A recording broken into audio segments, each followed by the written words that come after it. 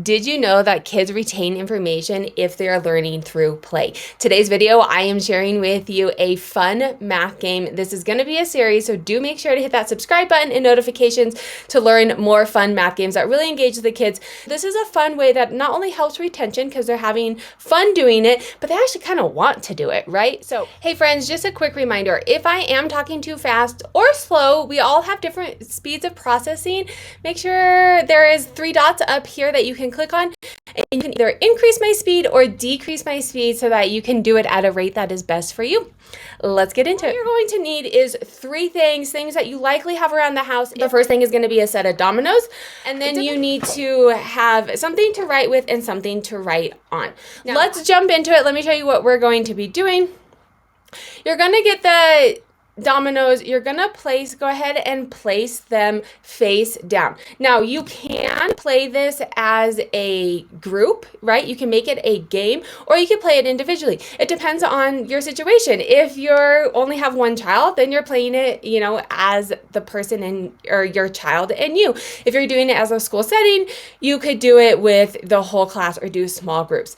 It's gonna depend again on your kid. One of my children loves competition, so we'll play together and we'll play who can get the highest number. This also helps with math sense. So trying to get to the highest number is helping him realize, hey, if I did multiplication, and this is something that actually happened, we were doing addition and he's like, hey mom, let's switch to multiplication because the numbers are going to get bigger faster, right? So he's making those connections with what is multiplication doing as opposed to what is addition doing.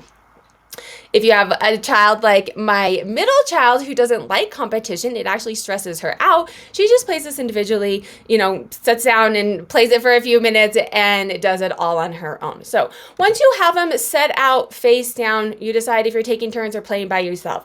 The first person is going to pick it and turn it over. Now this is where there's a lot of room for, it depends on where you're at in your math journey. If you're just learning to count, how many numbers are those? You write down, you look at it, hey, that's 1, 2, 3, 4, and they can start learning and writing down what a 4 is. Or they may be in the journey where they're just learning and we're not to the writing part. They're just counting and seeing the 1-to-1 ratio of, oh, that's 4 dots. You can do it with addition, right? So 4 plus 3. And I'm going to show you, we're going to write it down. I'm just doing it on the back so that you can see it. Like I said, we tend to use these to keep everything in line and see where the 1s and the 10s are. But for the sake of this video, I wanted to be able to show you them next to each other. So I'm counting 1, 2, 3, 4. If the kids are still learning that 1-to-1 ratio, this is 1 dot, this is 2 dots, then have them point to it, have them count it, write it down. You can do, I think I do addition first. Yeah, so you can do addition first. And what's fun with this is addition and multiplication. Have them do it both ways and see what happens.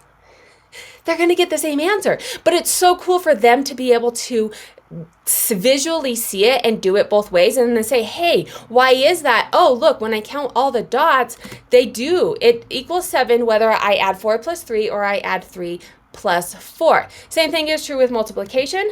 4 times 3 is the same as 3 times 4. That one you can't do as visually. So if your kid is advanced enough to where they kind of understand the multiplication, you can go ahead and let me show this to you.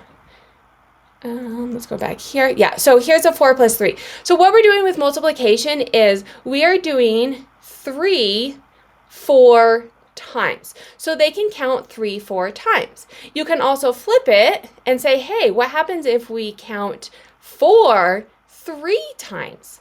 And they can count and say, okay, I'm going to count this once, I'm going to count this twice, I'm going to count this 3 times. And notice, hey, you get the same number. That's why we can do subtraction and not subtraction. We can do multiplication and addition both ways. Now you get to subtraction. Subtraction is a little bit more difficult.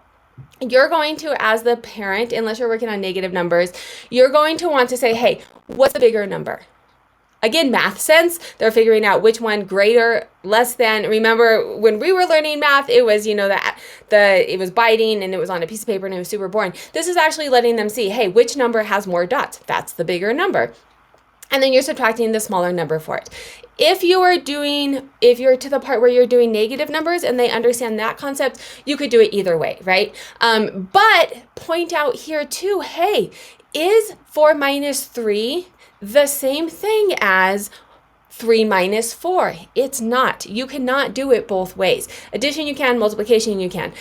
Extensions to this, like I said, my son likes to just keep going with it and getting as big a numbers as he wants. My daughter just likes to sit there and practice her math facts doing it this way. So either way that you can do it. This is a series. I'm going to be sharing lots more fun, engaging ways to help kids understand, grasp math in a fun and engaging way. So do make sure to hit that subscribe button. Give me a like if you like this video. Share it with friends if you liked it as well. And then if you have questions, feel free to drop it down below and let me know.